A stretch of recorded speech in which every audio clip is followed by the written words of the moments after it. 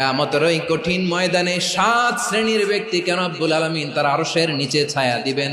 তার মধ্যে প্রথম শ্রেণীর ব্যক্তি হলো ইমামুন আদিল, যে ইনসাফের সাথে বিচার করে, যে জাস্টিস সমাজে সার্ভ করে, যে সুশাসন নিশ্চিত করে, ওই ইমামুন আদিল। আদিল শব্দটা বুঝছেন না? ইন্নাল্লাহা ইয়া'মুরু বিল আদল, পাইছেন?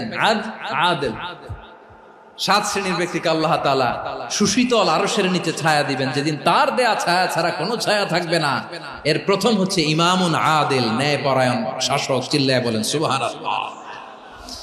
আবার বিশ্বনবী বললেন, ইন্নাল মুকসিতিনা ইনদাল্লাহি আলা মানাবিরা মিন নূর আন ইয়ামিনির রহমান। কিয়ামতের দিন যারা ন্যায় পরায়ণ হিসেবে আল্লাহর সামনে দাঁড়াবে, কিয়ামতের দিন রব্বুল আলামিন তার আরশের ডান দিকে ওই ন্যায় পরায়ণ লোকদের জন্য আরশের ডান দিকে একটা নূরের